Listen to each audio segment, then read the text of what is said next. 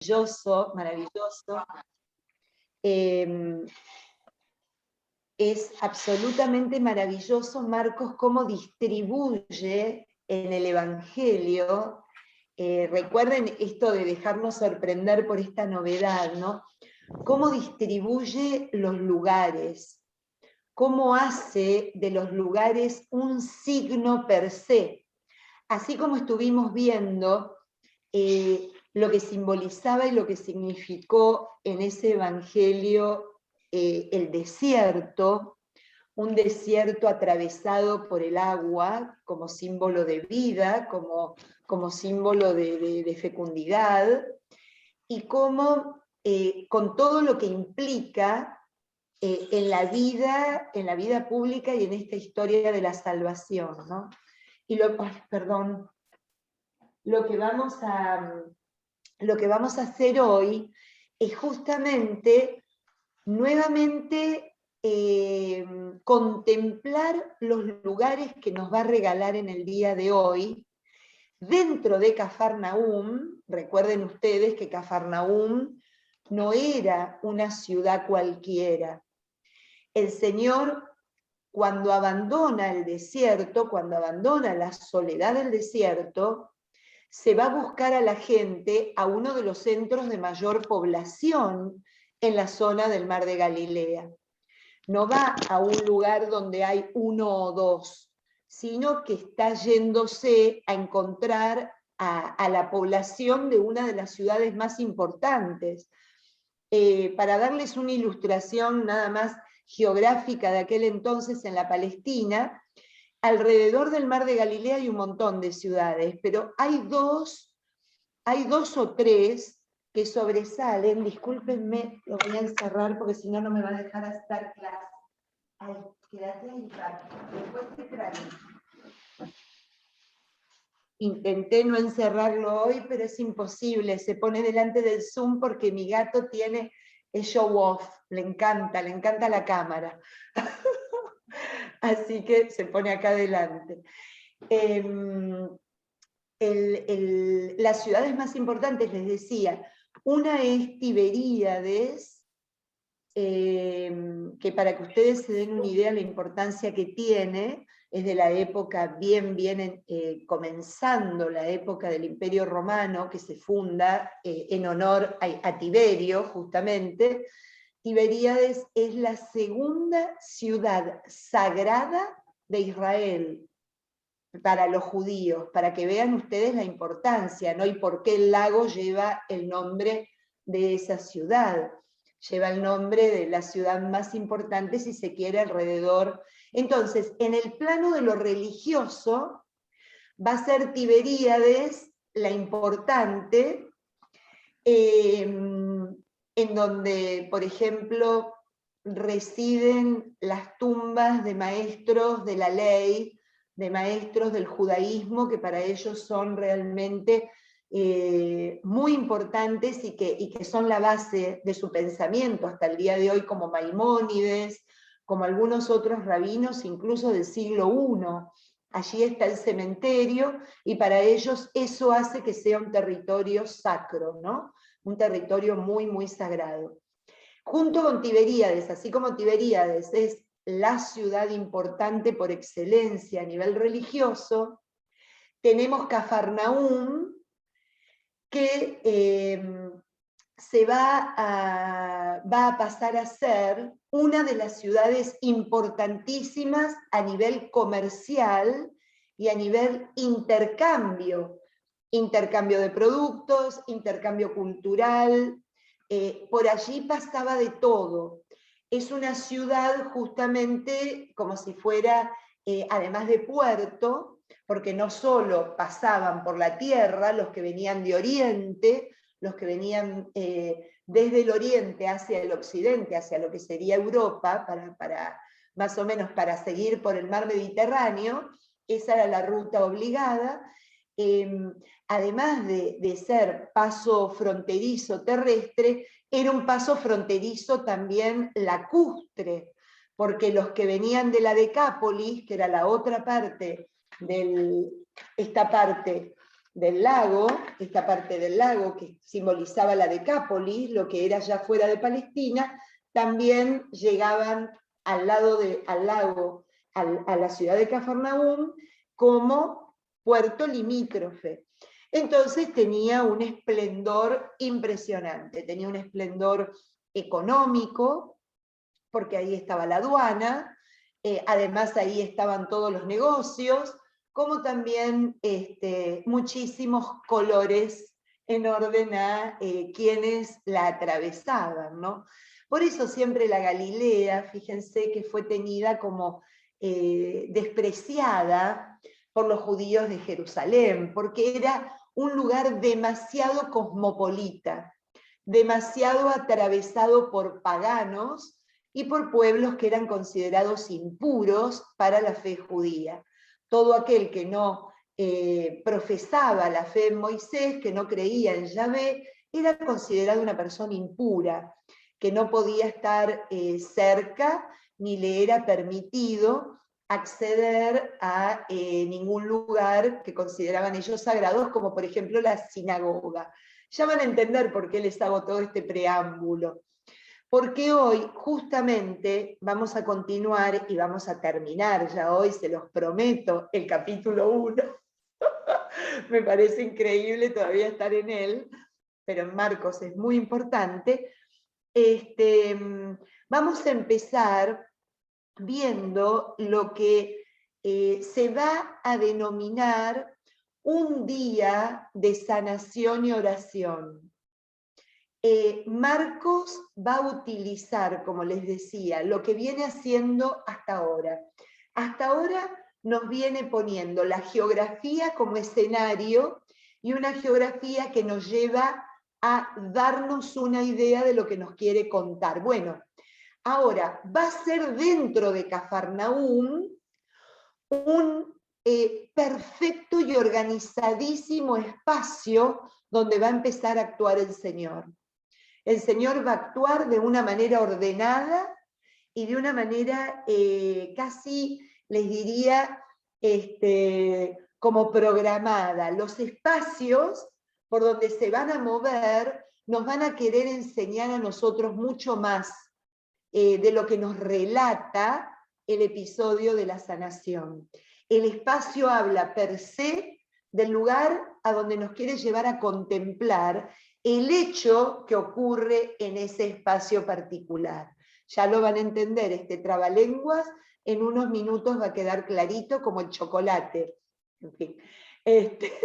No, pero van a ver que juega con eso. Ya no nos vamos a ir fuera de Cafarnaúm, pero dentro de Cafarnaúm vamos a estar adentro, vamos a estar afuera, vamos a estar en otro adentro, en otro espacio distinto, vamos a volver a salir, va a volver a ir al camino, vamos a ver cómo se mueve. Recuerden que Jesús en el Evangelio de Marcos es, como va a decir en el Evangelio de Juan, muy influenciado por Marcos, va a decir, mi Padre trabaja todo el tiempo y yo también. Bueno, eso es lo que vamos a ver. Un Dios que se mueve, un Dios que obra y un Dios que va a empezar a obrar como lo hacía desde los primeros tiempos, desde las primeras páginas de esta historia de la salvación, a través de su palabra. Vamos a ver la autoridad y el poder que tiene la palabra del Señor, que es absolutamente idéntica a la autoridad y al poder que tiene la palabra de Dios, que diciendo simplemente hágase, hizo la creación. Vamos a ver cómo se vuelve a presentar esta palabra que tiene poder, un poder muy especial, pero un poder que va a sobresalir sobre otros, que es el poder de liberar. Acá estamos frente a un Dios que libera, no que somete, que alivia, no que carga, que desencadena más que obliga a estar atrapado en una estructura que asfixia. El Señor va en este punto que vamos a desarrollar hoy a mostrarnos quiénes realmente son sus adversarios. Van a ser sus adversarios los que sojuzgan a través de la ley, los que ponen carga a través de la ley, los que hacen de la ley el fin de la vida del hombre, los que no permiten que se respire en plenitud y de alguna manera que ocurra algo nuevo y diferente. Nos va a mostrar perfectamente Marcos quiénes van a ser los que van a estar en la orilla de enfrente, los que se oponen realmente a este Dios que libera, a este Dios que redime, a este Dios que viene a aliviar. Por eso van a estar los letrados, los doctores de la ley, los que enseñan desde la teoría, los fariseos. Pero yo, antes de empezar, les voy a pedir un grandísimo favor. Así como el espacio nos va a hablar de un signo muy especial de lo que significa que obre en ese lugar y no en otro, de la misma manera los personajes no hacen una referencia estricta a una posición dentro de una cuestión religiosa, sino los personajes van a ser, más que nada, indicativos o van a indicar una posición personal dentro de esa cuestión religiosa, ¿me entienden? O sea, no importa que sea el doctor de la ley en este caso y que pertenezca al templo, o el fariseo que enseña en la sinagoga. De lo que me está hablando en Marcos es de la postura interior que tiene este doctor de la ley y la postura interior que tiene este fariseo. Una postura completamente superficial, completamente controladora del otro, no liberadora, y que carga más que alivia. Entonces ahí es a donde nos va a poner, y en el cual me puedo ver reflejada yo. Yo puedo estar ahí. No necesariamente tiene que ser el personaje histórico, sino que yo cuando opto esa misma actitud con el otro, esa misma actitud en mi comunidad, esa misma actitud conmigo misma. Es un poco lo que hoy leíamos en San Pablo, ¿no? Las lecturas de San Pablo nos van acompañando estos días con esa actitud de la ley y la gracia, de la libertad y la esclavitud, de aquello a lo cual me someto erróneamente pensando que es el camino que me lleva a Dios, y al único camino que me lleva es a la frustración de nunca poder sentirme justa, cumplidora, perfecta, porque no lo soy. Bueno, ahí es a donde nos lleva hoy Marcos, y ahí es a donde empieza a sanar. Eso es lo que empieza a sanar.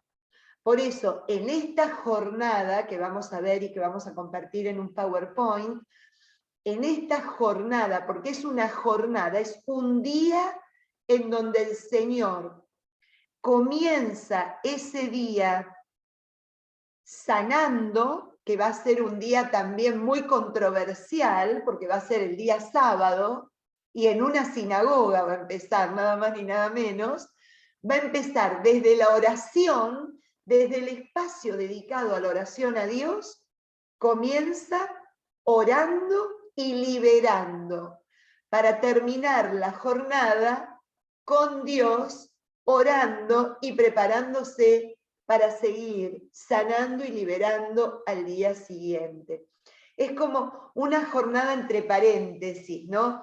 Entre el estar con el Padre de dos maneras diferentes, una a través de la palabra, a través, porque dice, en la sinagoga comienza a enseñar. Yo les hice un pequeño esquema de lo que pasa en la sinagoga, lo que pasaba en aquel entonces y lo que sigue pasando hasta el día de hoy, ¿no?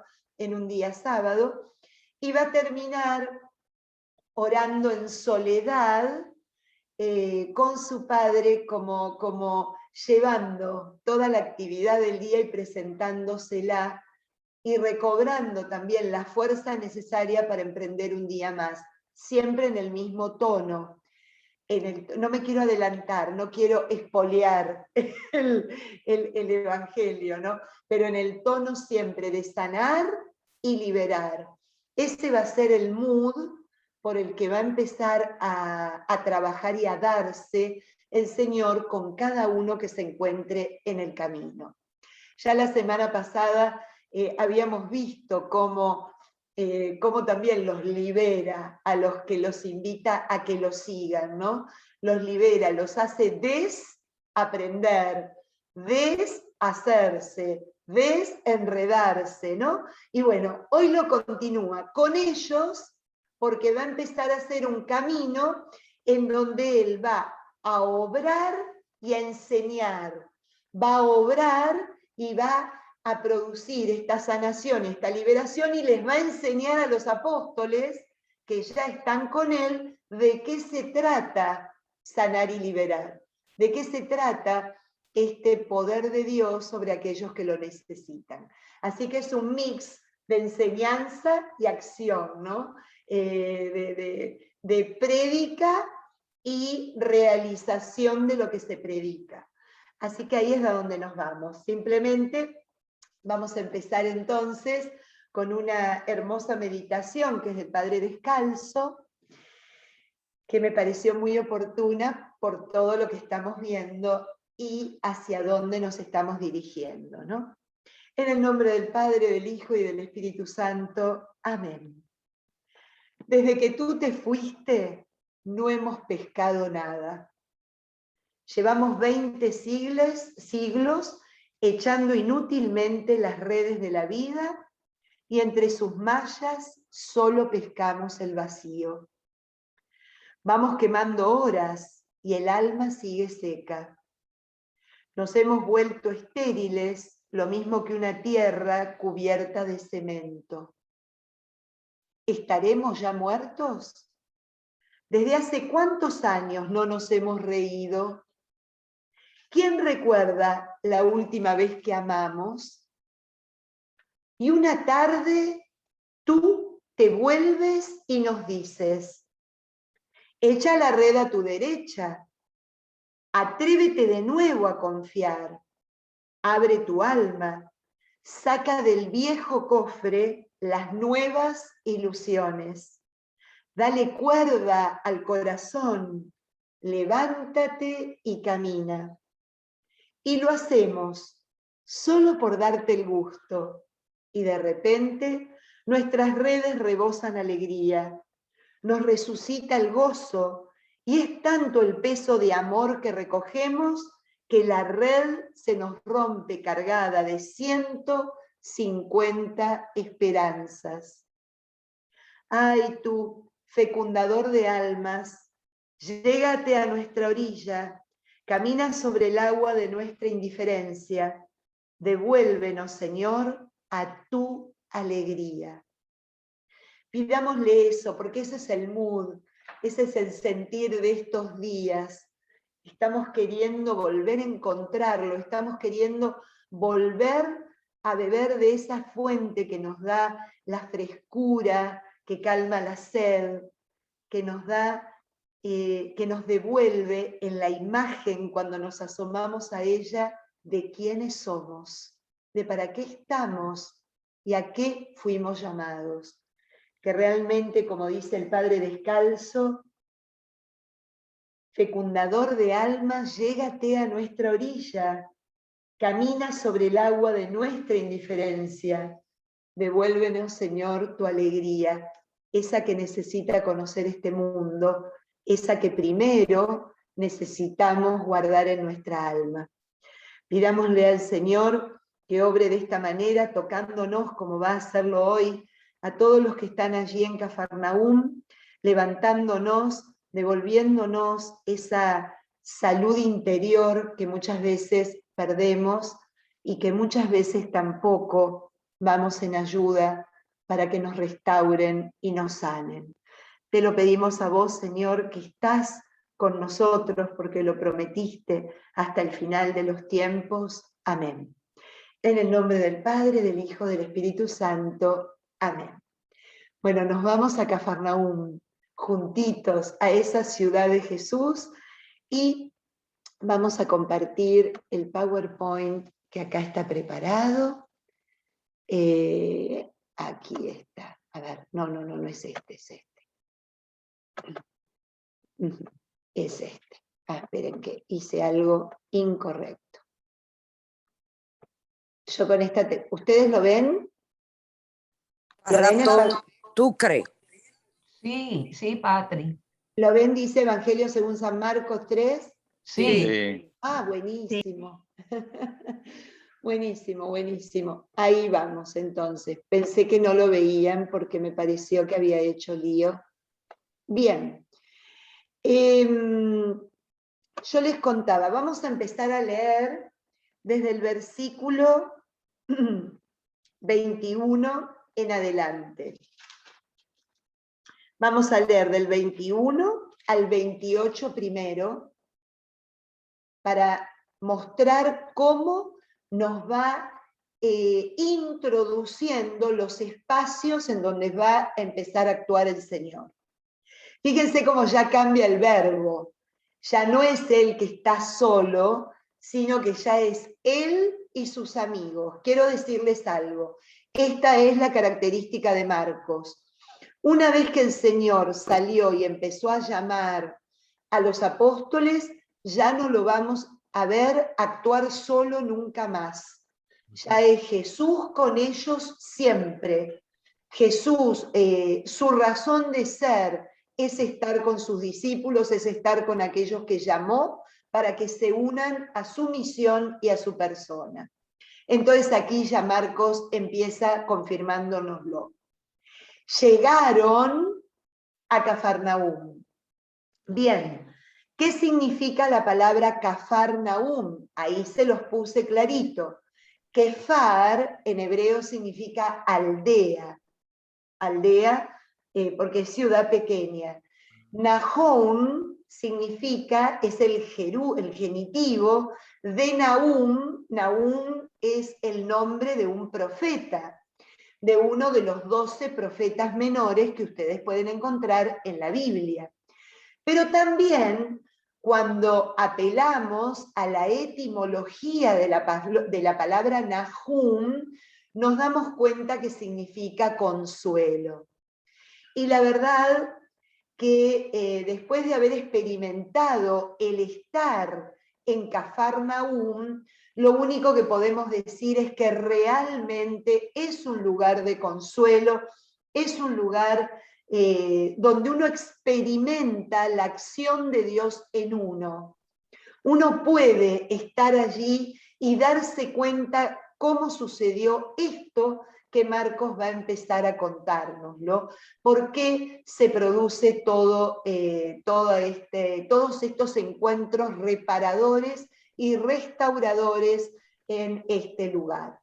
Otra característica de Cafarnaúm, se le denomina ciudad de Pedro. Eso confunde un poquito, porque cuando uno termina de leer los evangelios, los 4 evangelios, nos van a decir en buena parte de ellos que Pedro y Andrés, junto con los zebedeos, eran oriundos de otra ciudad del mar de Galilea que está en la parte oriental, en la orilla oriental, mirando hacia Asia, no hacia el oriente.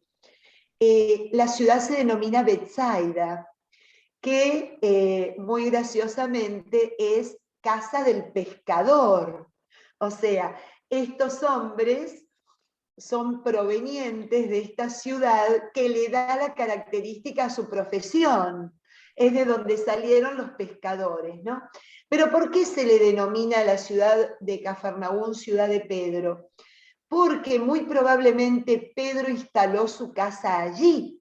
Y hoy nos vamos a dar cuenta por qué. Porque Jesús va a entrar en la casa de Pedro para sanar a la suegra, ¿no? Entonces ahí es donde de alguna manera también se la reconoce como la ciudad de Pedro, aunque no es de donde él es oriundo, sino de donde él decidió instalarse con su familia, ¿no? Les aclaro esto porque me lo han preguntado varias veces, pero ¿cómo? ¿Pedro no era de Betsaida? ¿Cómo dice que Cafarnaúm? Bueno, la explicación es esa, proveniente de Betsaida, pero instalado en Cafarnaúm con su familia propia, con su esposa, y no sabemos si tenía hijos o no, lo más probable es que los tuviera. Bien, vamos a leer entonces para ver qué es lo que nos va a querer mostrar Marcos en esta primera entrada. Llegaron a Cafarnaúm y el sábado siguiente entró en la sinagoga a enseñar. La gente se asombraba de su enseñanza, porque lo hacía con autoridad, no como los letrados. Precisamente en aquella sinagoga había un hombre poseído por un espíritu inmundo, que le gritó: ¿qué tienes contra nosotros, Jesús de Nazaret? ¿Has venido a destruirnos? Sé quién eres tú, el consagrado de Dios. Jesús lo increpó: calla y sal de él. El espíritu inmundo sacudió al hombre, dio un fuerte grito y salió de él. Todos se llenaron de estupor y se preguntaban: ¿qué significa esto? Una enseñanza nueva, con autoridad. Hasta a los espíritus inmundos les da órdenes y le obedecen. Su fama se divulgó rápidamente por todas partes, en toda la región de la Galilea. Fíjense a dónde nos va a poner hoy, en qué espacio nos va a poner hoy. Simplemente esta primera plaquita que tenía el PowerPoint, que yo ya lo tenía armado, no lo volví a armar porque está precioso, lo que sí agrego explicación, pero el PowerPoint no hubo nada que agregarle porque es basado en un libro que leí hace muchos años de Alessandro Pronsato, que es una belleza, es una auténtica exégesis minuciosa sobre el Evangelio de Marcos, ¿no? Entonces tomé del padre Pronsato y esto es lo que les estoy ahora compartiendo a ustedes. Pero la primera plaquita, les decía, nos muestra esto que acabamos de leer. ¿Dónde comienza el Señor? En un tiempo y en un espacio muy organizado. El tiempo va a ser un sábado. El tiempo va a ser un sábado. Y el espacio vemos que inicia en el lugar más importante para el pueblo de Israel en ese entonces, que era la sinagoga. Miren, es un espacio donde congrega a la gran mayoría del pueblo, a la gran mayoría del pueblo hebreo, ¿no? Y voy a hacer una aclaración aquí. Particularmente podemos decir que Cafarnaúm era importantísima por el espacio que ocupaba la sinagoga. A través de la construcción de las sinagogas nos podemos dar cuenta de la importancia y la grandeza que tenía o no una ciudad. La sinagoga de Cafarnaúm es enorme. Cuando hoy contemplamos la ruina de la sinagoga levantada en el siglo IV, nos damos cuenta lo enorme que era y la cantidad de gente que vivía allí. No era una sinagoga pequeñita, ¿no? Donde estaba un grupo de familias como a lo mejor encontraríamos en Nazaret. Esta tenía una estructura importante, no era cualquier cosa. Y la que vemos hoy con los pilares, con las bases, con alguna estructura levantada, porque es lo que se conserva, se apoya sobre la del siglo I, que era exactamente del mismo tamaño. Eso nos da la idea de la importancia y lo poblado que estaba este pueblo, a pesar que era una aldea, ¿no? Entonces, Va a arrancar la acción de Dios allí, en la sinagoga. Pero luego va a seguir en los otros dos espacios también organizados. Dentro de una casa, que va a ser la casa de Pedro, donde va a sanar a la suegra, y fuera de la casa de Pedro, donde va a sanar a muchos. Eso es lo que nos va a ir diciendo el Evangelio en unos minutos. Y termina esa jornada, ese tiempo organizado, en un lugar desierto orando. Empezó orando en la sinagoga y explicando la palabra de Dios, y termina a solas con su padre en un lugar desértico, presentándole su día. Bien, ¿qué es la sinagoga? Número 1, la palabra sinagoga viene de la palabra sinagogué, una palabra de origen latino versus griego, o sea, latino-griego, greco-latina, que significa congregación, algo que se congrega, lugar de reunión. Justamente era lo que era el lugar de reunión. Prácticamente a diario el pueblo se dirigía a la mañana temprano a hacer su oración matutina a la sinagoga, donde todo el mundo se congregaba y donde todo el mundo aprendía. ¿Por qué? Porque es casa de oración y casa de enseñanza. La sinagoga era el lugar que los judíos tenían en cada aldea, en cada pueblo, que les recordaba el centro de la vida religiosa, que era el templo de Jerusalén. La sinagoga era como una sucursal, pero tenía una diferencia muy grande. En la sinagoga no se podían hacer sacrificios, porque únicamente los sacrificios debían hacerse frente al altar del templo de Jerusalén. Pero sí era un lugar de oración, como era el templo, y era un lugar donde fundamentalmente se acudía a aprender, ¿no? Se congregaba el pueblo para aprender.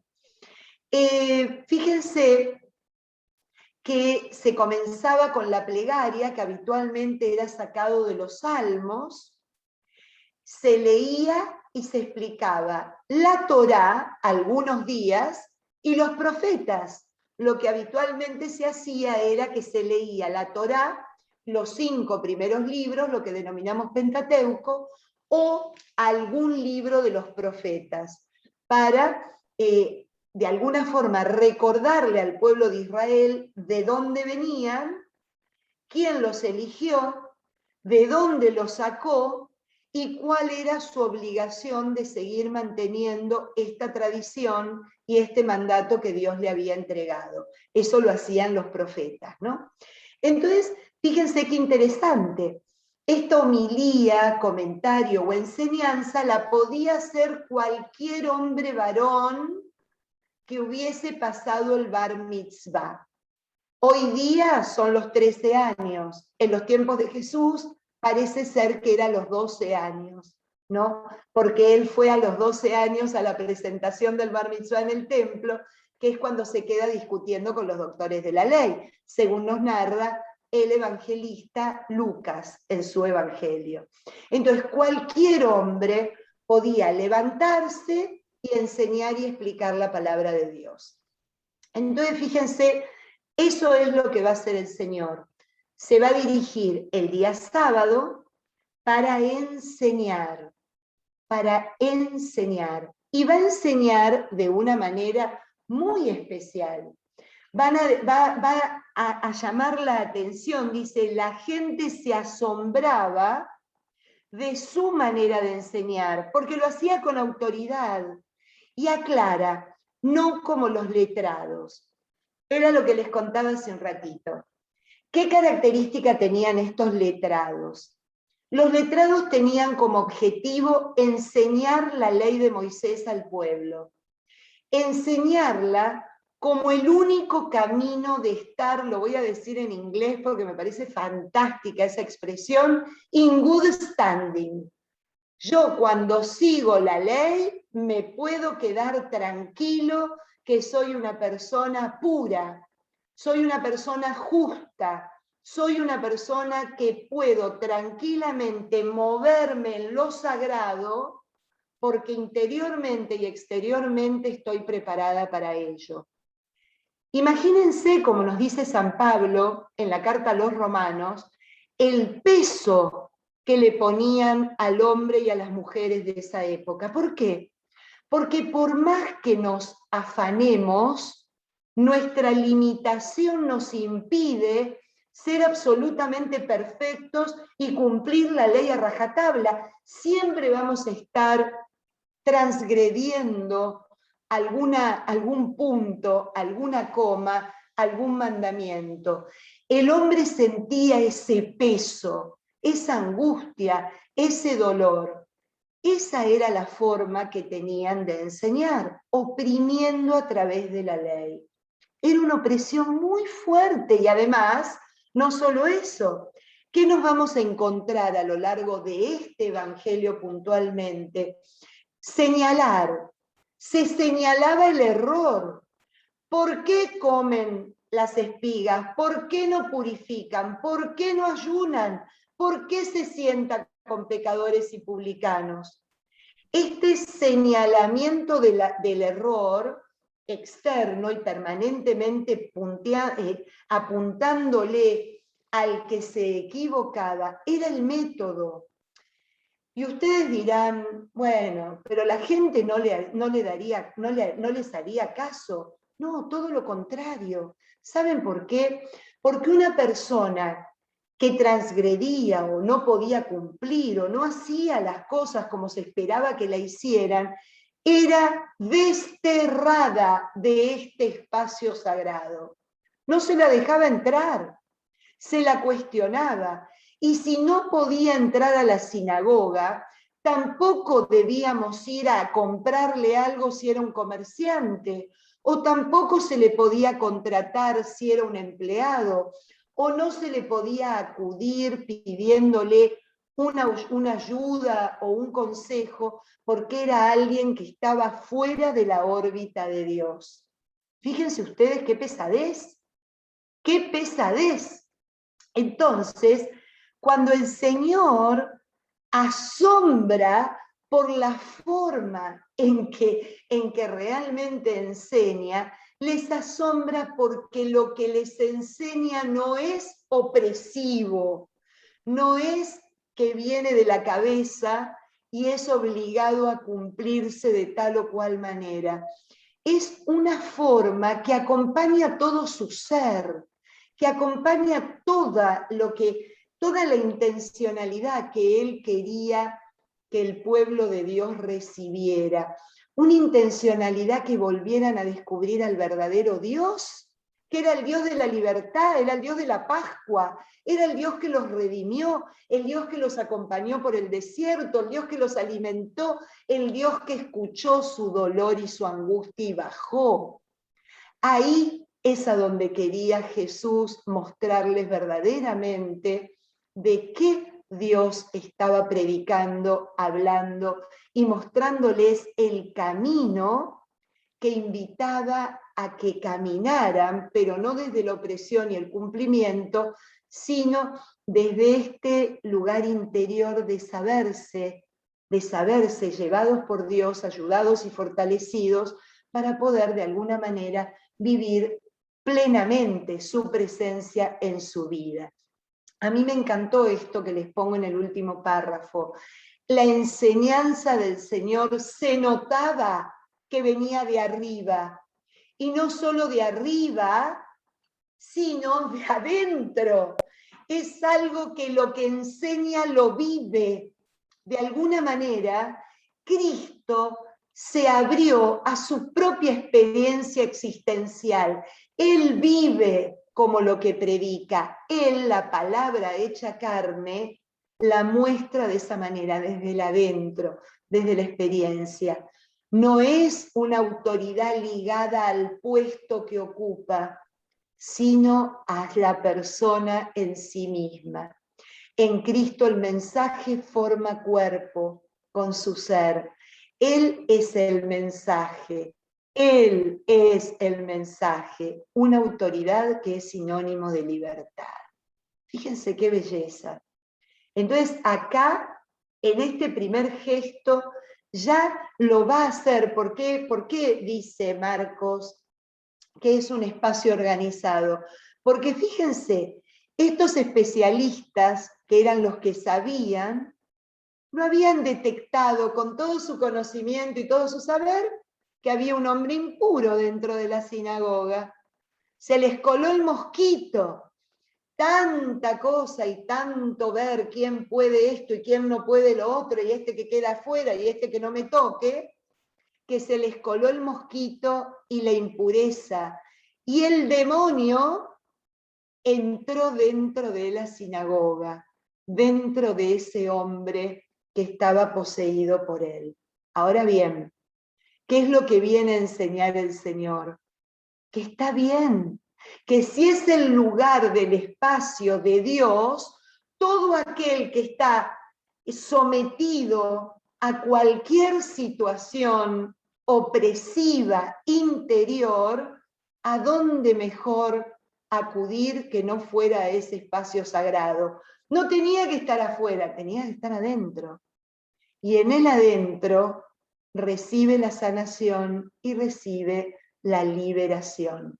Me explico bien cómo Marcos ya pone la contracara de lo que se venía haciendo de manera habitual.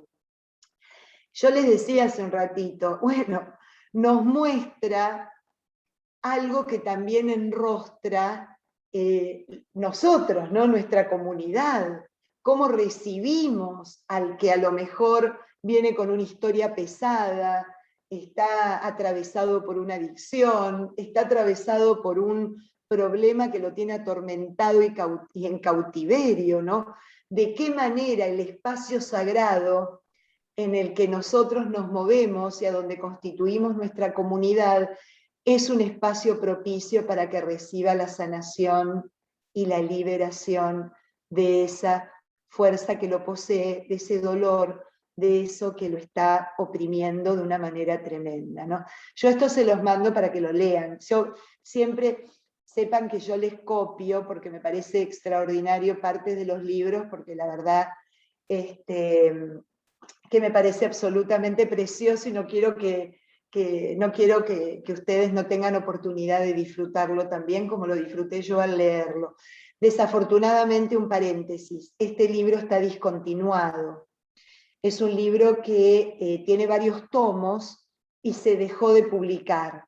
Así que es una auténtica joya el trabajo del padre Pronsato sobre... El padre Pronsato murió hace 3 años, muy viejito, y siguió escribiendo hasta último momento, ¿no? Un experto en lo que se denomina espiritualidad bíblica. Y van a ver que yo lo nombro mucho porque realmente me encanta y me inspira para mi propia vida, ¿no?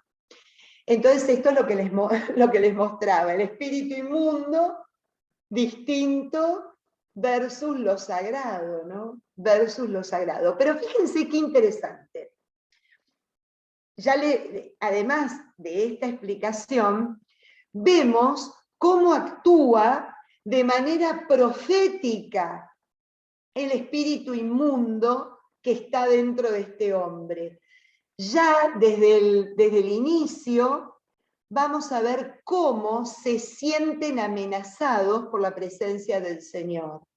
Fíjense esto que puse entre comillas, Satanás advierte que su reino está amenazado por la irrupción del reino de Dios.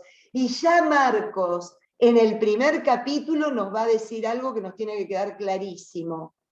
Dios siempre domina el mal. Dios siempre termina con el mal. Dios siempre libera del mal, cualquier sea la característica de este mal, ¿no? De esta mentira, de esto contrario a la libertad del hombre. Nunca podemos pensar, y Marcos nos lo deja claro, que el mal y Dios están en el mismo renglón. De ninguna manera. Lo deja clarísimo. Has venido a destruirnos. Hasta el demonio mismo sabe el poder que tiene Cristo y el poder de Dios sobre él, para que no nos quede duda, para desterrar también el miedo y para acrecentar la confianza en la fe de si Dios conmigo, ¿quién contra mí? Eso que Pablo lo va a decir tan amorosamente en una de sus cartas, ¿no? Entonces, fíjense cómo, de alguna manera, nos deja clarito un espacio cuidado, sagrado, aparentemente en buen estado de pureza, por los que saben y conocen, pero que en definitiva se les cuela, porque es normal, el hombre angustiado, el hombre poseído, el hombre atravesado, siempre va en búsqueda del consuelo y el abrazo del Señor, ¿no? El consuelo y el abrazo de Dios.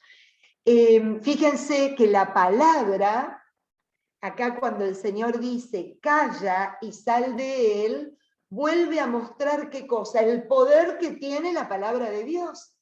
Como en el Génesis el Señor decía, hágase, y se hizo, acá hay un Dios que también con su palabra obra, y lo que obra se lleva a cabo, lo que obra se termina realizando, porque tiene poder. Y acá me gusta lo que está por venir. Dice, bueno, efectivamente el hombre quedó completamente liberado, y en el 27 dice, ¿qué es esto? Pero antes aclara, todos se llenaron de estupor, ¿no? Y se preguntaban, ¿se acuerdan que yo les conté unos miércoles atrás que siempre Marcos nos deja preguntándonos, ¿quién es este? ¿De qué se trata? ¿Cómo lo hace? ¿Cómo puede? Bueno, ¿qué significa esto? ¿Qué significa esto? Una enseñanza nueva, con autoridad. De alguna manera, así como la semana pasada el Señor nos invitaba a empezar un tiempo nuevo, porque el reino está cerca, porque ya no se puede quedar en lo viejo, a tiempo nuevo, a vida nueva, enseñanza nueva. Ya no se puede seguir enseñando al pueblo de Dios como se viene enseñando la ley, oprimido por la ley, angustiado por la ley. No, tiene que ser una enseñanza nueva que parta desde esa ley hacia Dios en el marco de la libertad, ¿no? Es una belleza cómo nos va predisponiendo también a nosotros, de alguna forma, en cómo transmitimos la palabra de Dios, qué enseñanza utilizamos para ella, una enseñanza antigua o esta enseñanza nueva, esta enseñanza novedosa que trae todo evangelio, que hace que el hombre se cuestione, que hace que el hombre se pregunte, que vaya a la autorreflexión. Esa es la enseñanza nueva de Cristo.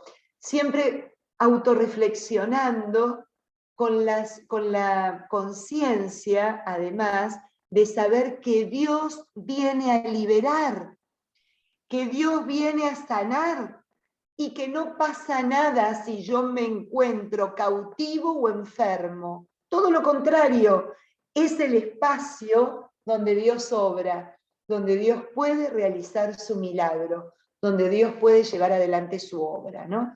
Así que fíjense qué manera hermosa de empezar y por qué nos llama la atención con tanto orden, ¿no?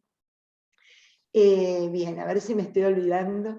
Claro, el asombro y el susto, nos va a decir el padre Peronzato, después ustedes lo podrán leer completamente, es porque se encuentran ante algo vivo, ante algo vivo, ante un Dios que habla desde la vida, no desde una palabra muerta. La palabra muerta ya ni cautiva, ni causa asombro, ni causa ningún tipo de entusiasmo inclusive. En cambio, frente al Dios vivo, frente a la palabra viva, está el cuestionamiento, está la posibilidad. y está también la esperanza. Entonces ahí está el asombro y digamos, la preocupación y la pregunta. Uy, uy, uy, esto es distinto, ¿no? Fíjense que nosotros también tenemos que ocasionar eso. Primero en nosotros, dejarnos mover no por algo muerto, no por algo que está carente de vida, como veíamos en el desierto, sino por un Dios vivo que me quiere vivo, como dice en Christus Vivit del Papa Francisco, y que porque me quiere vivo me regala su propia vida, me da su vida para que yo pueda seguirlo de esa manera, no como un robot, no de manera mecánica, haciendo para quedarme tranquilo en conciencia que estoy haciendo lo que corresponde, viviendo lo que se me dice que tengo que vivir. No, no, no. Esto se trata de algo visceral, que tiene que ir de adentro. Cuando lo vivimos de esa manera, también nuestra forma de vida se convierte en una enseñanza nueva para los que están afuera. También nuestra forma de vida se convierte en una catequesis, en una auténtica catequesis. Acuérdense que catequesis significa el eco que brota en el corazón. Entonces, como va a decir en otra parte del Evangelio, lo que está en el corazón es lo que el otro recibe. Y ahí es a donde nos lleva Cristo a través de Marcos. ¿Qué hay en tu corazón? ¿De qué hace eco tu corazón? ¿De qué enseñanza habla tu corazón? ¿No? Ahí es a donde nos lleva a que nos cuestionemos y nos preguntemos. Bien.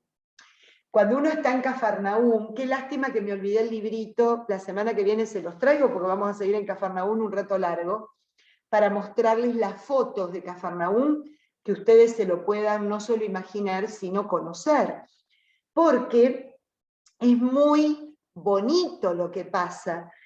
La sinagoga está en un rincón de la aldea y uno no hace ni siquiera 150 metros, 2 bloques, 2 cuadras, que se encuentra con una casa sobre la cual se levantó una iglesia cuyo piso es de vidrio, porque esa iglesia que se levantó muy moderna, parece un platillo volador, ¿no? Cuando uno lo ve ahí arriba, pero muy bonita, muestra que esa iglesia que se levantó está sobre la casa de Pedro, que simboliza la primera iglesia doméstica, la primera iglesia que surge allí mismo en Cafarnaúm. Y todo ese lugar recibe el nombre de la isla sagrada, porque parece auténticamente como una islita, como algo aislado, sagrado, porque es donde se llevó adelante la primera comunidad cristiana, en la casa de Pedro. Entonces, fíjense qué bonito. En Marcos es tan prolijo en el espacio que pasa de la sinagoga a la iglesia doméstica, pasa de la sinagoga a la iglesia simbolizada en la casa de Pedro. No va a la casa de Don Pepe, aunque a lo mejor también fue a la casa de Don Pepe, pero el relato está orientado a cómo se pasa de una congregación, de alguna manera, cuyo centro estaba en el saber, en el conocer la ley, a un hogar donde se vive la ley, donde queda traspasado el hombre por la ley, porque en realidad entiende que no está para vivirla como fin en su vida, sino como medio para llegar a Dios. ¿Soy clara en esto? Ustedes me pueden preguntar, acuérdense, porque yo no los veo. Yo tengo el PowerPoint, entonces no veo si cualquier duda que tengan, por favor, se sacan el microfonito y me preguntan. Entonces allí es donde va a ser el segundo espacio y donde se va a producir un encuentro que es una belleza. A mí es el que más me gusta. Es el encuentro que tiene tanta simbología dentro de cada palabra que me llega al corazón. Vamos del versículo 29 al versículo 31. Nos vamos a quedar ahí. Vamos a estar dentro de la casa. Fíjense los movimientos en Marcos. Después salió de la sinagoga y con Santiago y Juan se dirigió a casa de Simón y Andrés.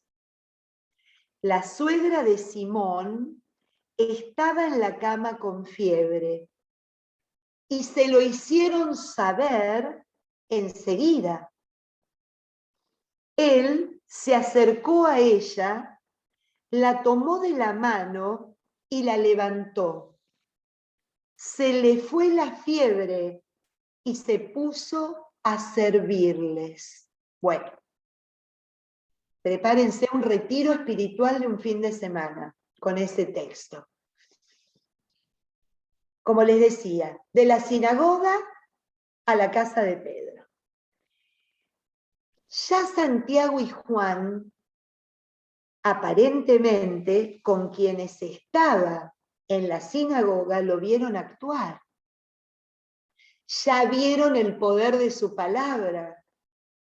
Ya escucharon el tono y la manera como se dirigió el Señor a ese espíritu inmundo para que lo libere y deje a ese hombre en paz.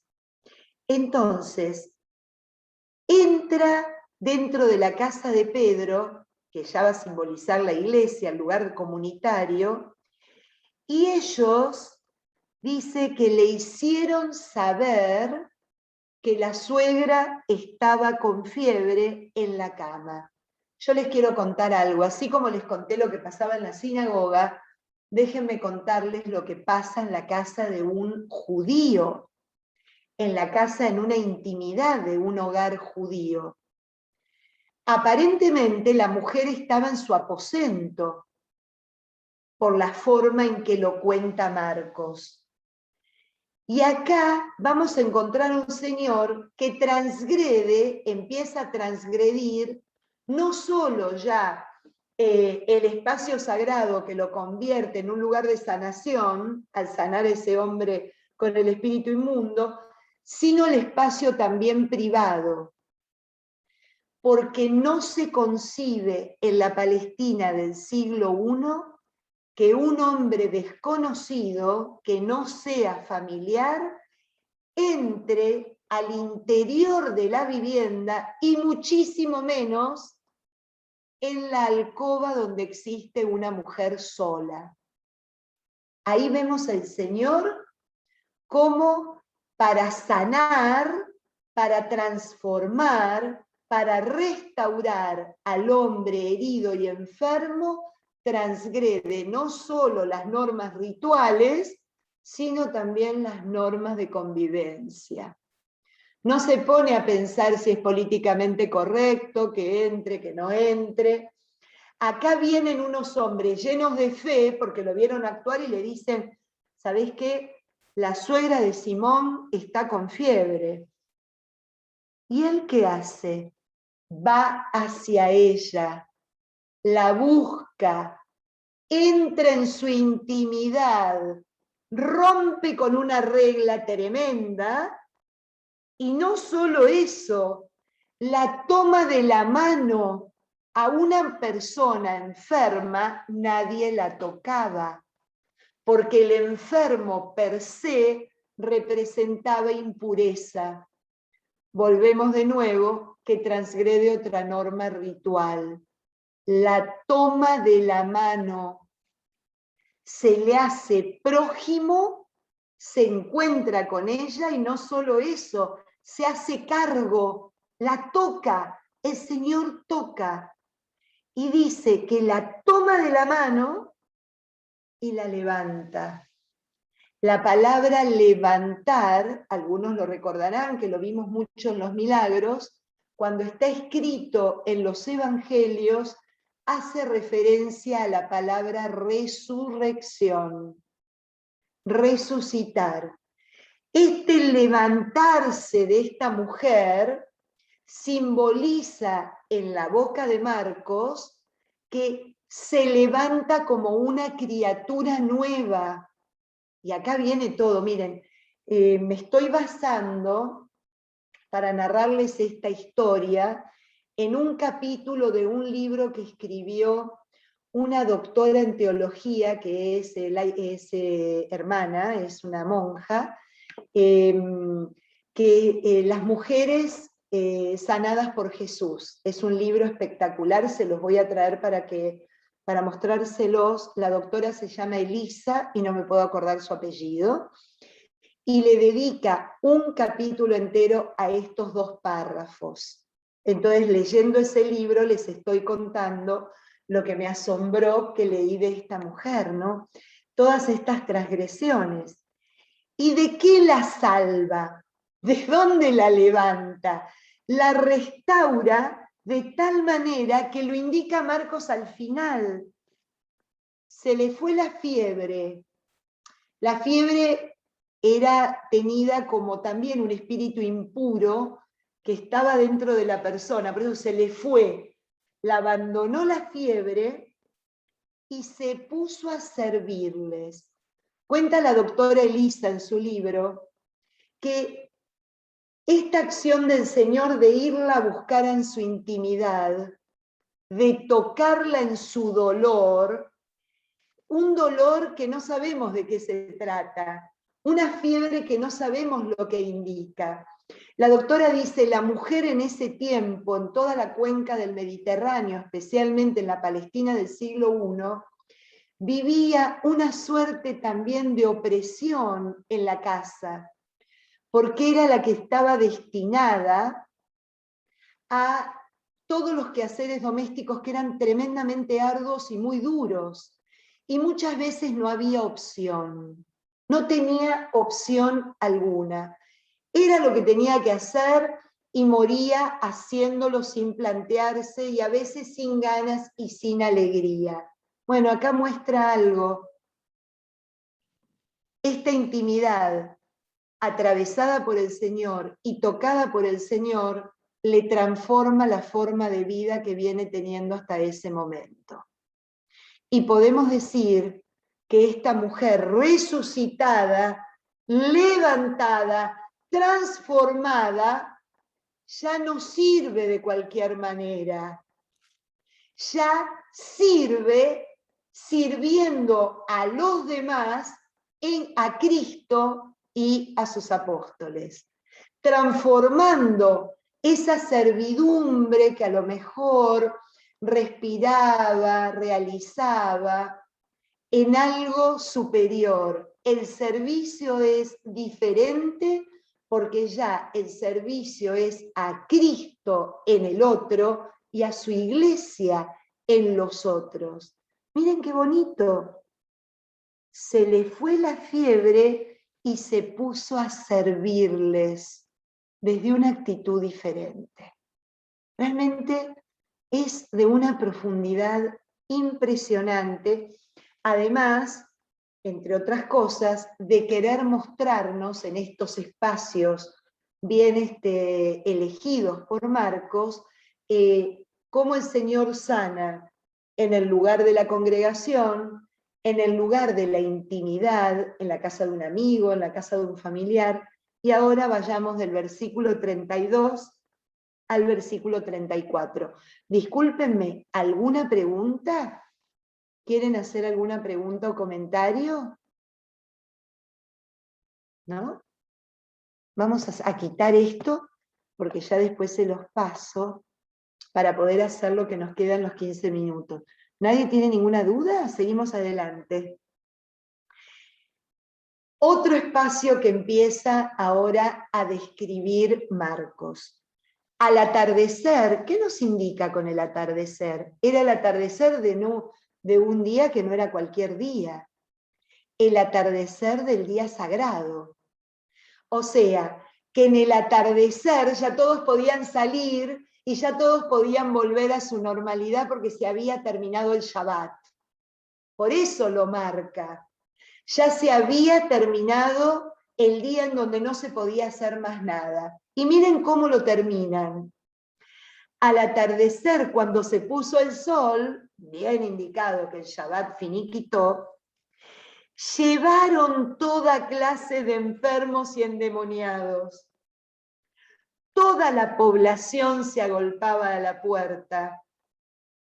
Él sanó a muchos enfermos de dolencias diversas y expulsó a numerosos demonios, a los que no les permitía hablar porque lo conocían.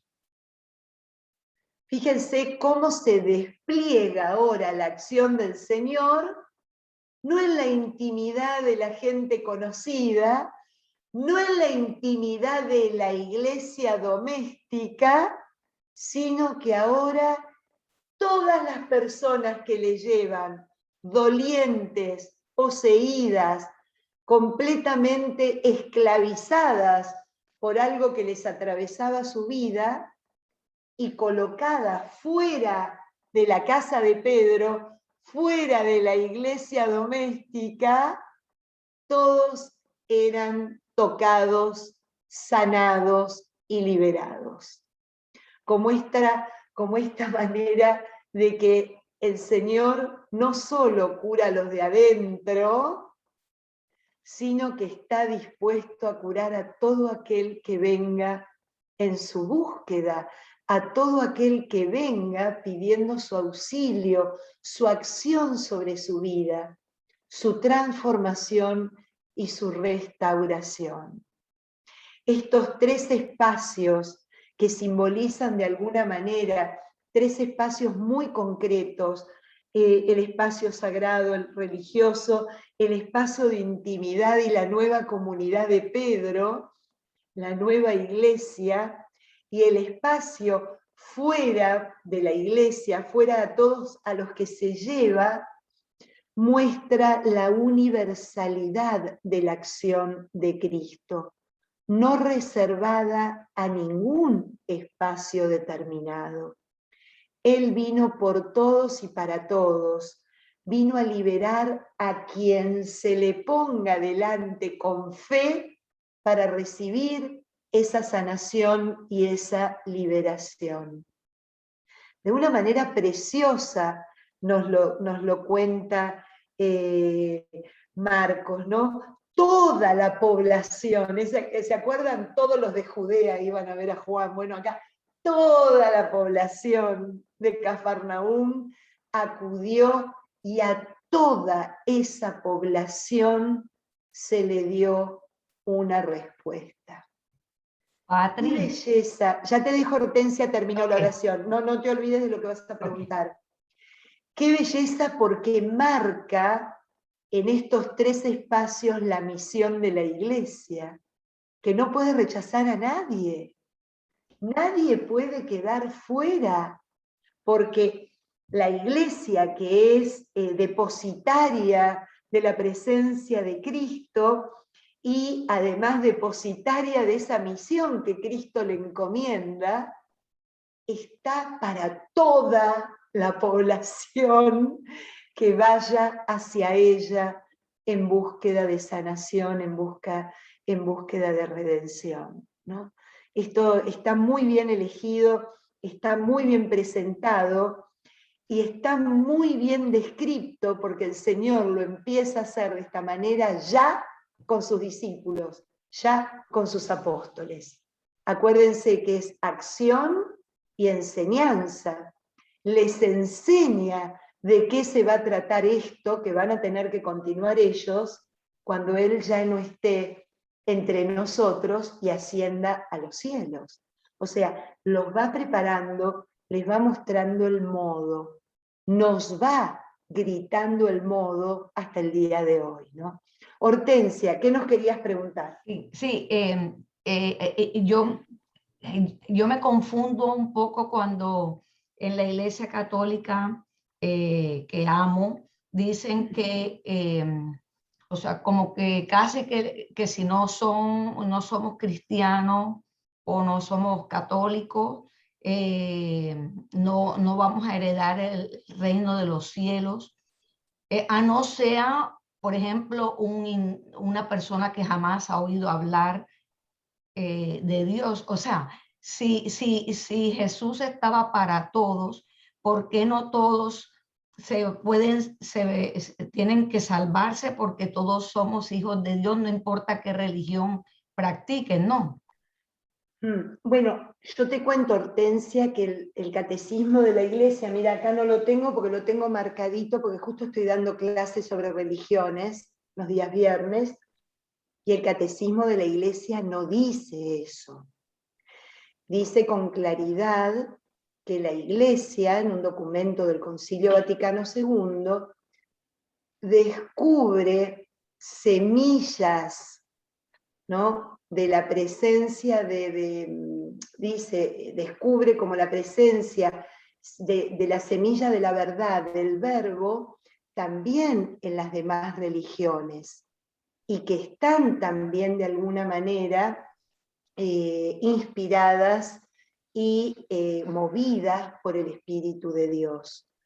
Lo que la iglesia le habla, a quien la iglesia le habla, es a los católicos, es a los bautizados, es de alguna manera a aquellos que se les presenta el camino, la verdad y la vida, y conociéndolo, voy a decir las cosas como son, conociéndolo y teniendo plena conciencia, desisten y toman el atajo para llegar a lo mejor a encontrar paz y liberación en su corazón. Eso es, pero mirá lo que te digo, y eso habla mucho el Papa Benedicto XVI, que tiene que haber una plena conciencia y conocimiento, porque déjame decirte que de las cosas que uno se va dando cuenta, que la gente busca afuera porque todavía no descubrió adentro, no conoce la riqueza, no conoce la profundidad, no tiene esta experiencia de encontrarse con el Señor porque no se le dio la oportunidad de semejante cuestión. Eso es lo que nos tenemos que preguntar, ¿no? ¿Por qué no lo conocen?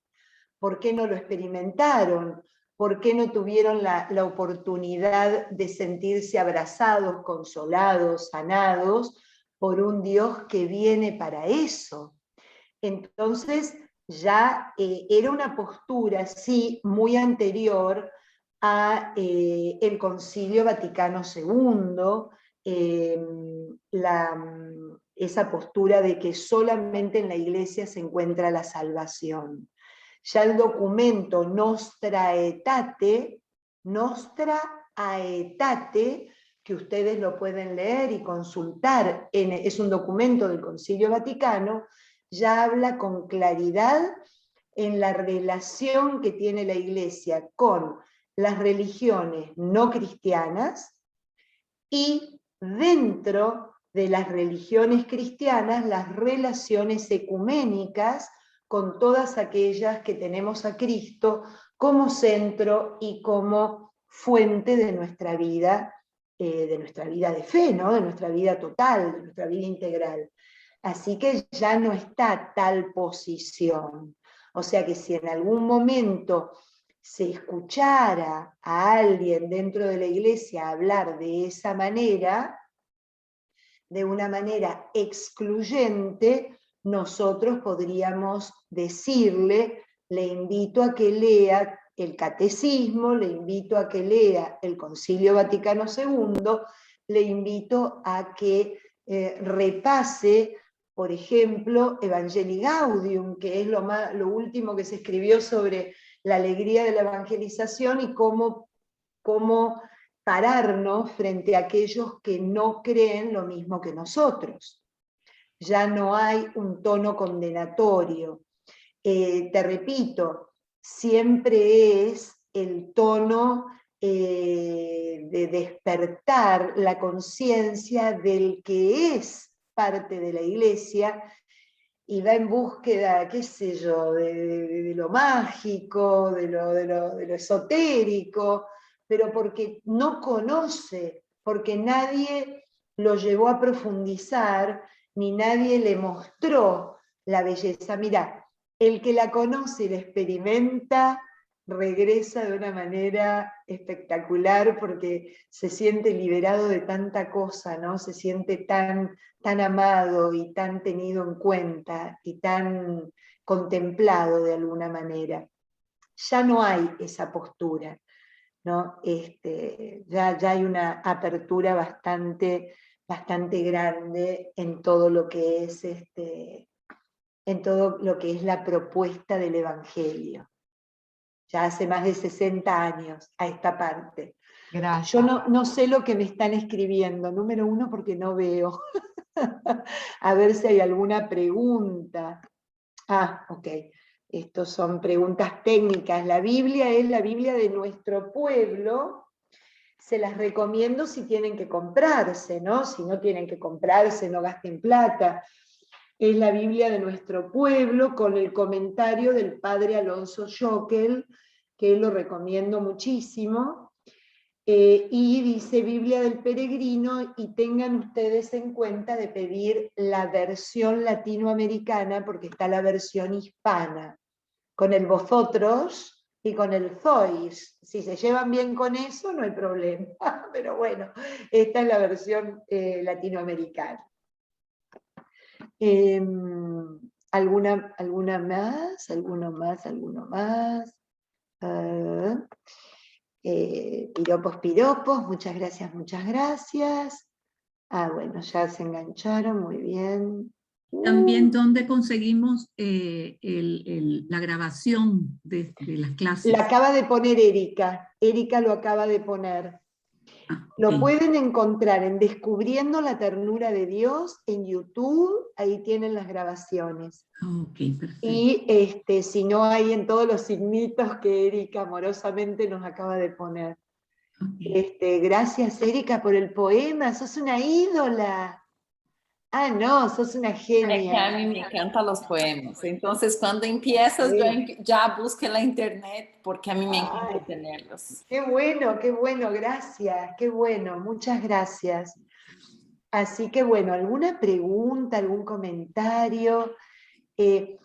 A ver, para redondear en estos 2 minutitos que nos quedan, ¿a dónde nos lleva Marcos en este espacio tan prolijito y en este tiempo tan prolijo? Número 1, tiempo sagrado si hay el día sábado para los judíos. Momento de inacción, ¿no? ¿Por qué? Porque justamente uno de los mandatos es contemplarán el día sagrado, ¿no? Y no realizarán ninguna tarea. Leído en forma literal, se paralizó el mundo, o sea, no se hace nada, no se hace ni lo malo ni lo bueno, no se hace nada, nada de nada de nada. Es como vive la gente ortodoxa hasta el día de hoy, ¿no? Dentro del judaísmo. Nada, no se toca un botón para subir el ascensor gira sin parar durante 24 horas hasta que termina el Shabbat, cuando uno vive en algún vecindario judío, ¿no? Hay un ascensor de Shabbat que uno no tiene que tocar el botón. Miren ustedes qué locura. A eso es a donde apuntaba el Señor. Porque yo puedo que no toque el botón, puedo que no prenda el fuego, que cuente los 111 pasos que puedo dar en todo el día sábado, que me convierta en una observadora compulsiva de todo lo que puedo y lo que no puedo. Pero deje de examinar mi corazón, deje de examinar desde dónde realizo yo la tarea que realizo, que es muy probablemente, como dice la doctora Elisa, lo que le tocó y lo que levantó y restauró en la suegra de Pedro, porque a partir de ese momento comenzó a servirles. Antes indica que lo hacía porque no le quedaba otra. ¿Entienden a dónde me lleva este espacio prolijísimo y este tiempo prolijísimo? A darme cuenta la relación que Dios quiere tener conmigo, a dónde me quiere llevar ¿Y cómo quiere que yo maneje todo aquello que no puedo, que no sé, que no me sale bien? ¿No? ¿Cómo quiere, a dónde quiere que yo vaya a buscarlo? Entonces, creo yo que Marcos, en este capítulo 1, en estos versículos, no lo terminamos todavía, perdón. Lo vamos a terminar la semana que viene. Bueno, no es culpa mía, la culpa es de Marcos, por hacerlo tan profundo. Nos obliga a abrir el corazón y a recibirlo desde ese lugar y a cuestionarnos si lo recibimos realmente como una enseñanza nueva, o si también lo dejamos ahí arrumbado en la biblioteca de lo antiguo, ¿no? Si es para nosotros algo nuevo, esto que nos presenta el Señor, ¿no? Y si es así, desde esta novedad, cómo vivirla en profundidad, para también nuestra vida sea transformada como la de la suegra de Pedro, que cuando se levantó, wow, ya veía el mundo desde otro lugar y con otros ojos, con los ojos de Cristo y desde Él. Así que bueno, ahí es a donde nos quiere llevar. Discúlpenme que yo lo hago tan lento, la verdad les pido disculpas, pero me parece que son detalles que no podemos dejar pasar, porque realmente es todo lo que está escondido atrás de esa letra y que le da sentido a nuestra propia vida y a nuestra propia creencia, ¿no? Es ahí donde el Señor trabaja. Patricia, Sí, María. quiero hacer un comentario. Sí, claro. Cuando vi la representación de ese día de la curación de la suegra de Simón Pedro, algo que percibí y que me impactó en ese momento, o sea, no que me impactó, como que me enterneció, fue la fe de la esposa de Pedro, porque ella fue la que yo sentí en ese momento, la que lo impulsó y que le dijo, sí, cree en él y síguelo. Mm, mm, No mm. sé, pero recuerdo cuando lo vi en la serie de Chosen. Ah, de eso estabas hablando. Yo lo que pasa es que no sabía de qué estaba. Yo digo, habrá habido una representación teatral, no sabía dónde No, era. no, Ah, vi la mira, yo no la vi representación. la serie, por eso no sabía de qué me hablas. Sí, en la serie de Mm. Chosen, cuando presentaron ese día de la curación de la suegra, Ah, me enterneció mucho cuando la esposa le dijo, vete y síguelo. ah. O sea, pero que ella lo impulsó como con esa fe, con esa convicción de que ese era el Ujú, Mesías. ujú, ujú. Y a su vez me imagino yo no vi la serie, pero me imagino yo que al haber hecho eso María, era la misma fe y convicción que tenía ella para su propia vida. Sí, sí, no, era una creencia propia de que ella sabía desde el momento en que él lo escogió, ella sabía que ese era Jesús, Mm, mm. Sí, sí, el sí, que sí. traía el mensaje de Dios. Ujú. Sí, sí, la palabra y la acción, sí, sí. Ujú. Qué bueno. La verdad que me tengo que tomar el tiempo para verla. Yo estoy rezando para que la suban en Netflix, porque todo lo que no es Netflix, qué complicado. La tengo que ver en la computadora. Por eso. Pero así, porque está en YouTube. Claro. Pati, después que la veas, hacemos unas clases de eso, porque me llama la atención ciertas cosas de allí. Claro, ustedes entiendan, y esto pasa lo mismo en Jesús de Nazaret de Sefirelli, La Pasión de Mel Gibson, todo lo relacionado a, entiendan que los productores, aquellos que llevan la historia sagrada al cine, lo tienen que poner en el marco de una narrativa, de un desarrollo, de una historia. Entonces, muy probablemente a veces nos choquen porque aparecen cosas que no están escritas en la Biblia. ¿Para qué? Para poder desarrollar lo que sí está escrito.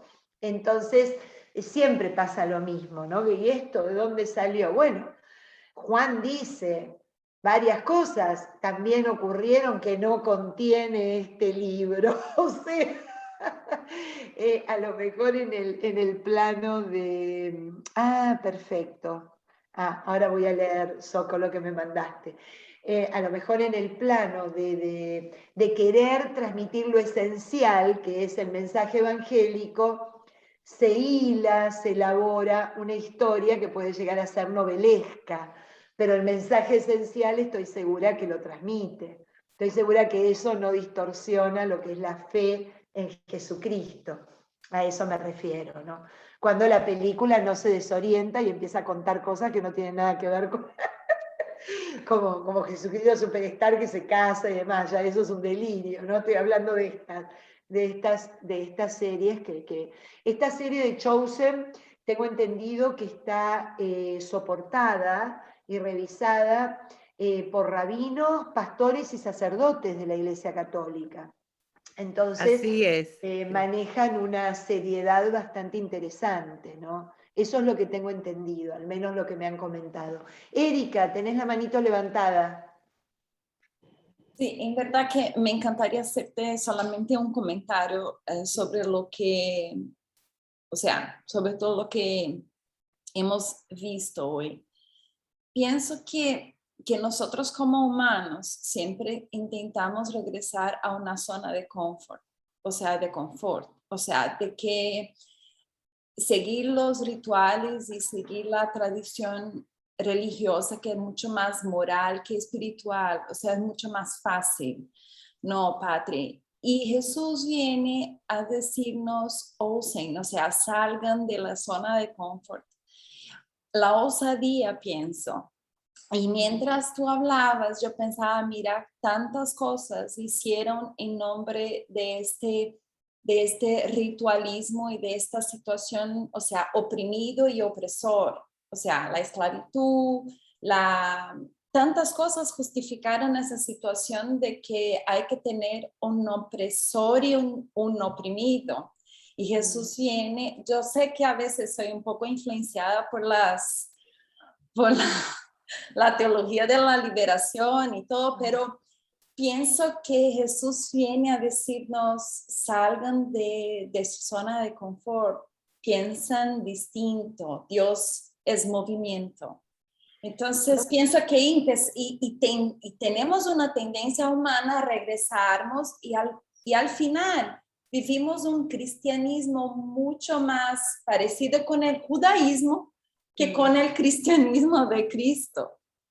No sé si estoy un poco loca, pero... Bueno, por eso para mí lo que el Señor nos indica en el Evangelio, y lo deja muy en claro desde el principio, desde el capítulo 1, que el camino de la iglesia es un camino de conversión permanente.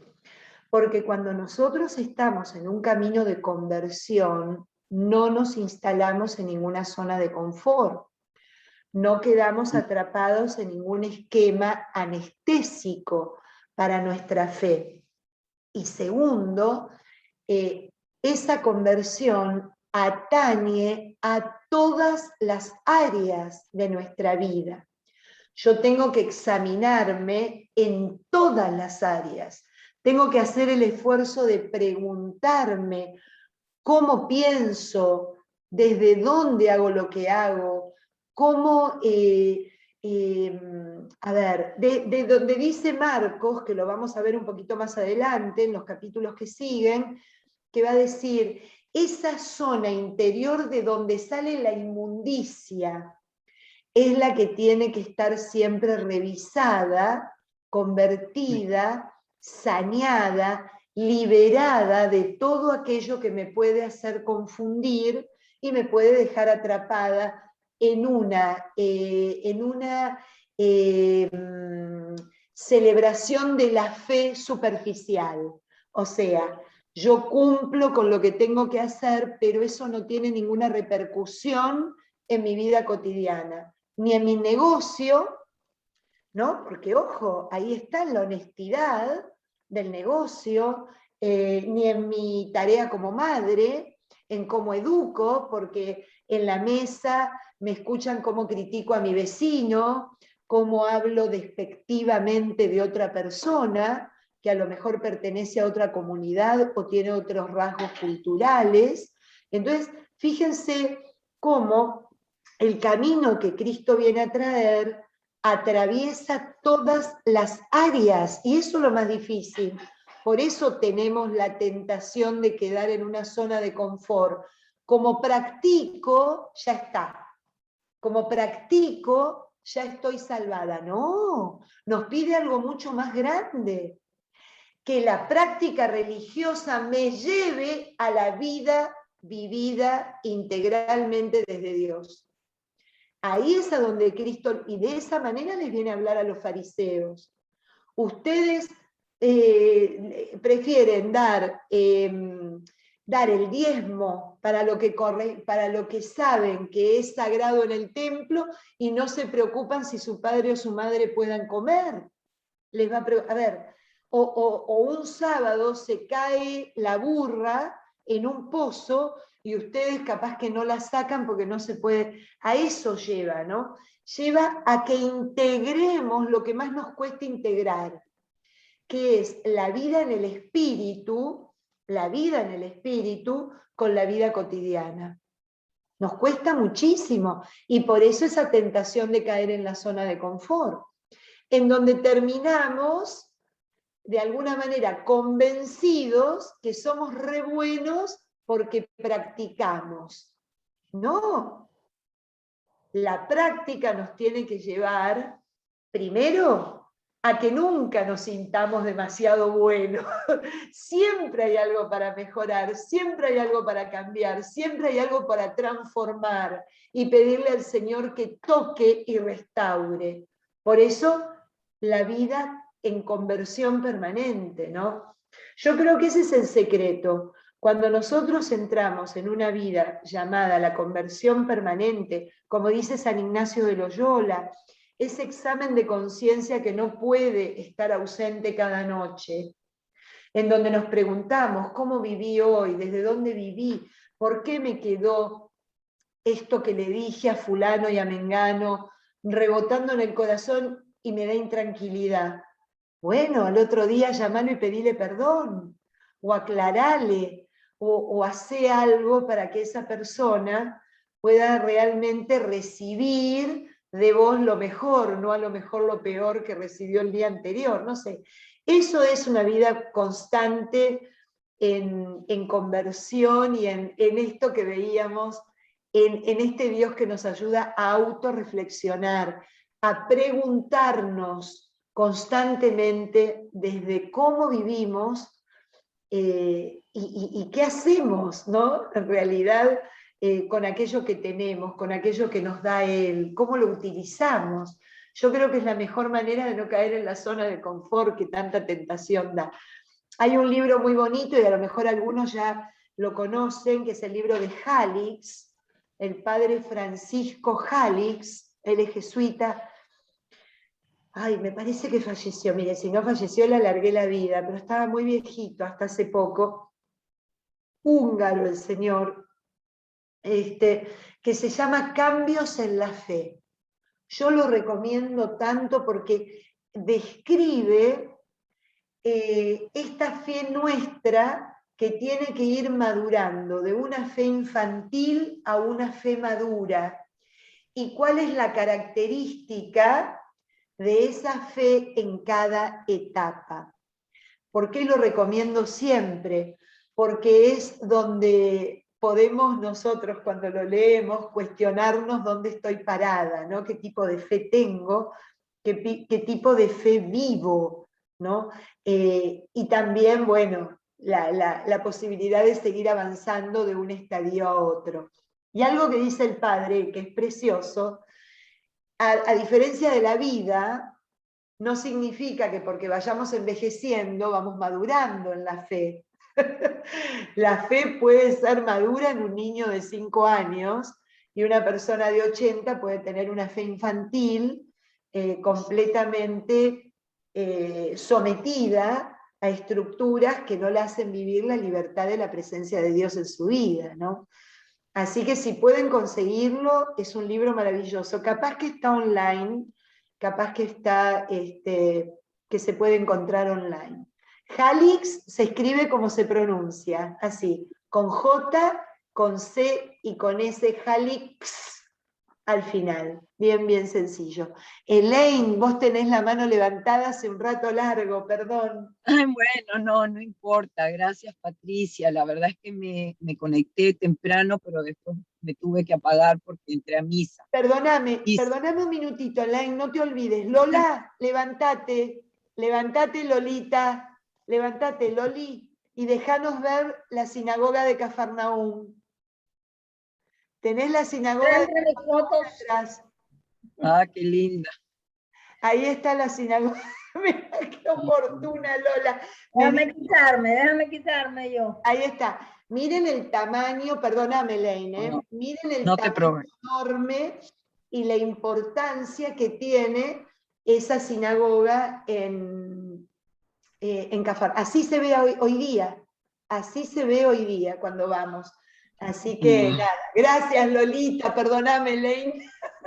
No, bueno, yo te decía de que me salí, tuve que entrar a misa y después cuando salgo, obviamente después voy a ver por YouTube todo el resto de la charla, pero justo cuando salgo, vos estás comentando o narrando la parte de la suegra de Pedro, ¿no? Entonces, me tocó mucho porque, bueno, acabo de servir este servicio con Norita, que creo que no se ha podido conectar hoy día en el retiro de Maús este fin de semana.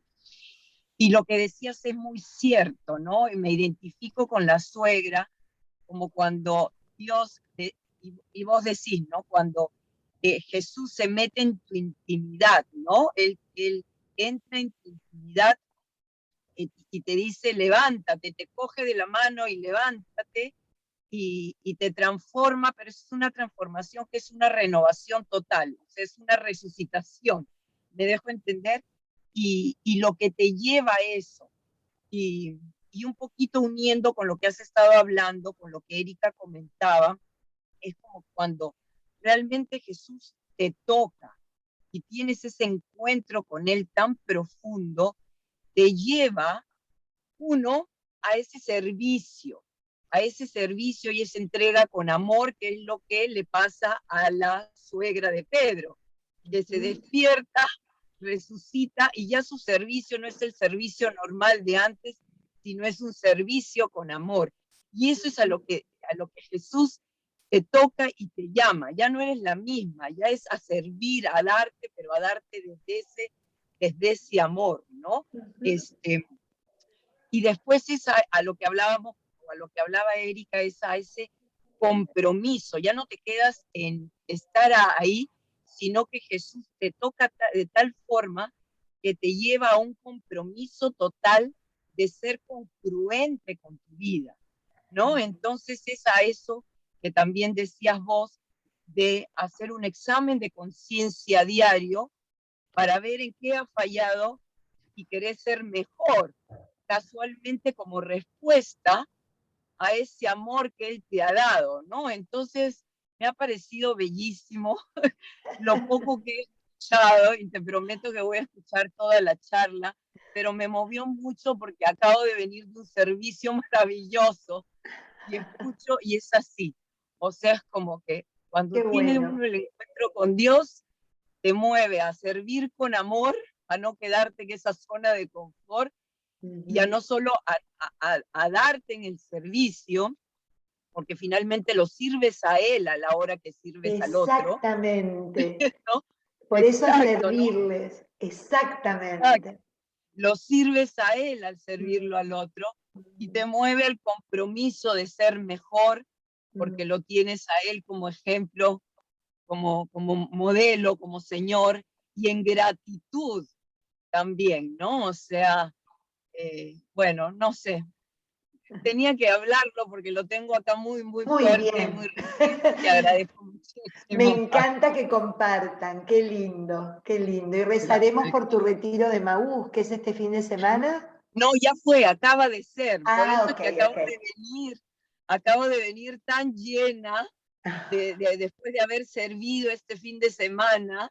Claro, y lo más lindo es que imagínate. uno sirve al Señor con amor, pero en el servicio que uno le da, Él te sirve a ti también. Es una comunión de amor que es Claro, maravillosa. claro. Que es lo que debe de haber experimentado esta mujer, ¿no? Pero a mí lo que me encanta, nos podemos quedar hablando 1000 años, porque el episodio de la suegra de Pedro, que es cortísimo, da tela para rato. Wow, sí.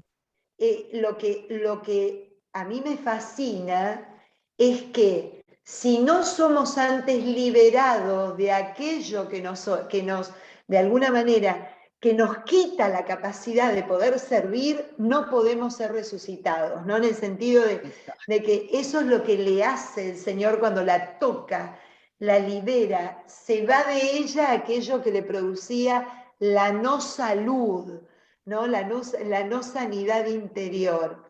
Es hermoso. Pero bueno, vamos a seguir la semana que viene, porque lo que viene cada vez es más lindo. Y cada vez más linda tu sinagoga, Lola. Sos una genia. Qué divina. ¿Cómo puso la sinagoga de Cafarnaúm? Yo cuando la vi ahí dije, ¡ah! Qué lindo. Bueno. Muchas gracias. De nada. Gracias, Muchas gracias a Mil ustedes. gracias.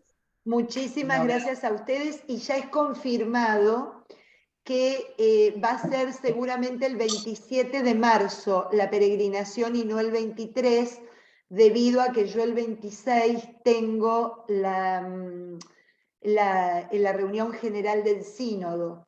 Entonces tuve que cambiar del 23 al 27. Lo movimos 4 días nada más.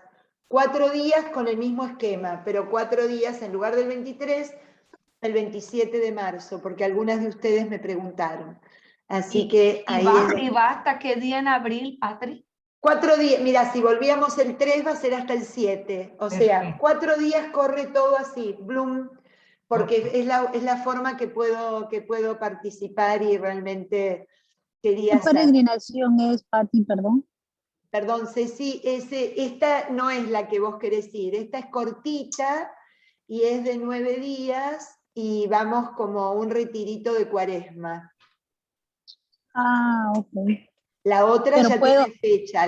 tiene fecha en octubre, noviembre. Ya se los vamos a pasar los 2 flyers ahora que está ya decidida la fecha de marzo. Esa es mi preguntita, Pati. ¿Hay que volver a llenar papeles? Los de la original, no. Claro, porque el problema es que, claro, el tema es que es para esta otra, ustedes después eligen y se anotan en cualquiera de las dos, porque lo que me dijo la agencia es que por suerte va a aceptar de cualquiera de las 2 peregrinaciones, así que van a tener que tener muy en claro qué día y a qué peregrinaciones, no sea que las anoten a una en una y a otra en otra. Así que, presentando ¿cómo se llama? El pasaporte y eso que habitualmente uno hace para estas cosas. Pero ya le informaremos bien, porque ayer tuvimos que cambiar debido a lo del sínodo. Así que ahí vamos a poder tener ya bien todo organizadito. Tuvimos que cambiar el flyer y todo, por eso no se los pasamos.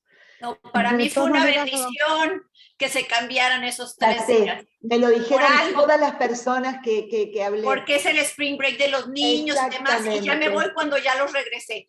Exactamente. Sí, tal cual, así que perfecto. Patricia, tienes la mano levantadita. Sí, Patricia, quería saber, esto que estás nombrando es de las peregrinaciones a Israel, ¿no? Sí, a Tierra Santa. ¿Pero va a haber otra en octubre? Sí, la misma que tuvimos ahora en septiembre, que la canceló Israel, la vamos a hacer en octubre. Mira, acá no tengo anotada la fecha, pero es bastante en octubre y los primeros días de noviembre. Nos abarca un poquitito de noviembre porque son 15 días, pero son muy poquitos días después de noviembre. Sí, 23 de octubre, Patri. ¿Cómo es, Sandri? Al 8. 23 al 8 de noviembre. ¿Puedes mandarnos el itinerario, por favor? Sí, vamos a mandar absolutamente todo, y ya sí, para la de marzo, ya los que quieran ir en marzo, 8 días, que son 9 días con el viaje, ya se van a tener que ir anotando lo más rápido posible, por el hecho de que ya tienen que ir confirmando hotelería y demás. Los otros se pueden ir anotando, y sería bárbaro los de octubre, para ir haciendo ya el grupito, ¿no? Que vamos con el padre Matías Hualpa en octubre. En marzo voy yo a cargo del grupo, allá tenemos los sacerdotes que nos van a confesar y que van a estar con nosotros. Si pudiera ir en octubre, yo estaría en España, podría unirme. Perfecto. Sí, se puede pasar directamente, coincidimos en llegar al mismo tiempo y demás, eso siempre lo hemos hecho. Así que pensamos que para octubre ya va a estar todo más que normalizado, si Dios lo permite. Ya venimos soñando con esto hace 3 años. Desde el 19, ya me parece una eternidad. ¿Qué pasó? ¿Y dónde se apunta uno? Cuando nosotros les mandamos el flyer, ustedes nos dicen y ya ahí organizamos para recibir la anotación, la registración y todo. Así que... Perdóname, Patri, perdón. Acá está la que manda, yo me callo. No, por favor.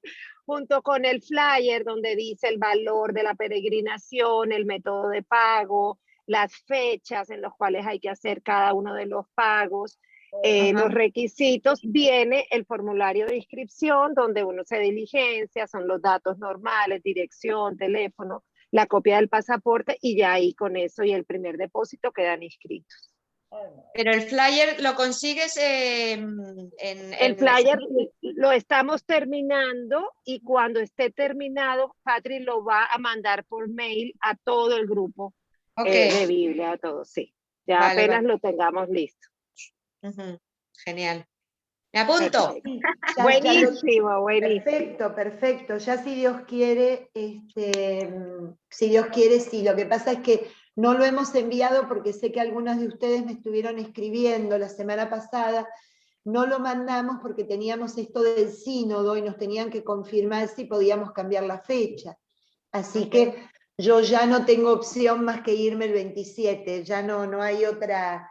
Así que nada, como tuvimos que hacer ese cambio, por eso no enviamos el flyer. Correcto. Pero la de octubre vas a ir tú también, ¿no, Patricia? Sí, yo voy siempre, sí, si me dejan, yo voy. Patricia, pero yo voy todos los meses, el que me quiera llevar voy, así la maletita. Estupendo. Sandrita, y el del retiro de marzo. Creo que Sandra también. Total. Dime, María, ¿el de marzo qué?